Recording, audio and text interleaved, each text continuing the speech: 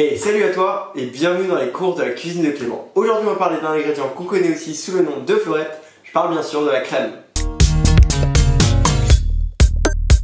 Cette vidéo va être courte. Pourquoi? Parce que je n'ai pas trouvé énormément d'informations sur la crème. Je voulais vous faire un cours pour que vous puissiez un peu différencier les différents types de crème. C'est vrai qu'on s'en mêle un peu, donc voilà, vous expliquer et puis vous dire dans quoi on l'utilise.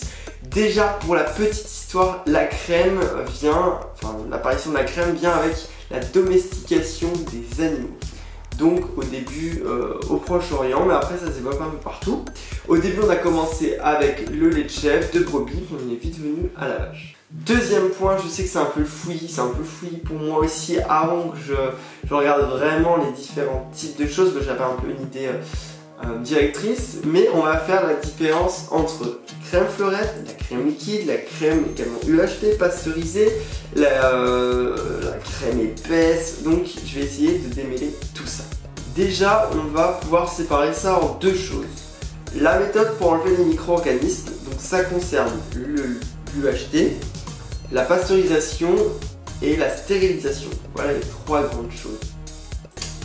Et l'épaisseur, je dirais, la consistance avec épaisse, semi-épaisse et liquide. Donc on va commencer par les méthodes pour enlever les germes et bactéries. Donc, la crème déjà c'est obtenu en centrifugeant, c'est-à-dire qu'on va prendre le lait, on va le centrifuger, c'est-à-dire qu'on va le faire tourner pour séparer les différentes matières, on va tourner à une vitesse très rapide et on va obtenir plusieurs choses dont la crème. Cette crème, elle est crue. À savoir que des germes et bactéries se développent très facilement. Ce qu'il faut faire, il faut la traiter contre ça pour pouvoir la conserver plus longtemps. Donc la première méthode, c'est la stérilisation. Donc la stérilisation, il y a la pasteurisation. Donc ça, la méthode de stérilisation, ça permet de garder beaucoup de saveur.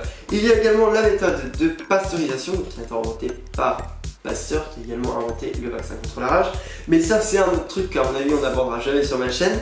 D'ailleurs, pour ceux qui vivent à la campagne, moi ça m'est arrivé quand j'étais petit d'aller chercher directement, quand j'étais en vacances dans les Vosges notamment, d'aller chercher directement chez le fermier le lait.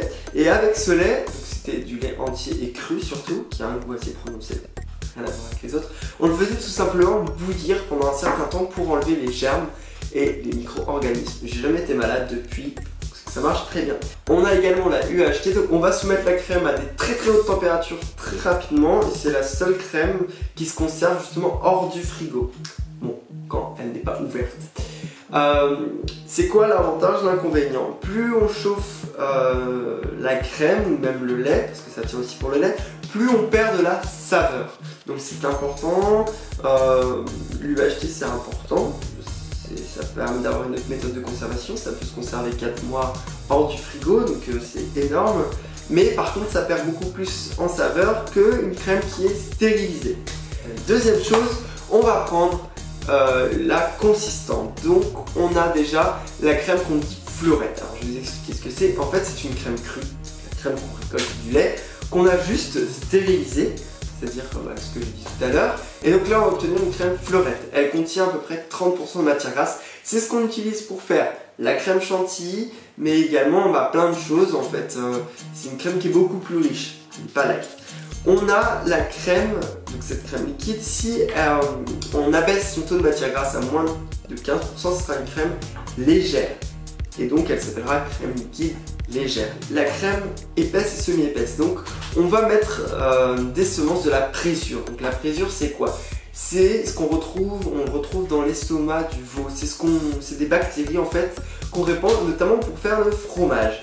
Donc ça va faire épaissir la crème. C'est ce qui va lui donner son côté un peu plus acide, je dirais, parce que je trouve que c'est acide et je trouve que ça va bien pour crémer les sauces, sachant qu'à l'époque on n'utilisait pas forcément la crème pour crémer les sauces, pour lier les sauces, on utilisait notamment des amandes broyées.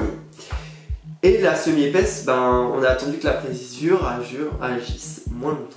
En ce qui concerne les IGP, on retrouve la crème fluide d'Alsace.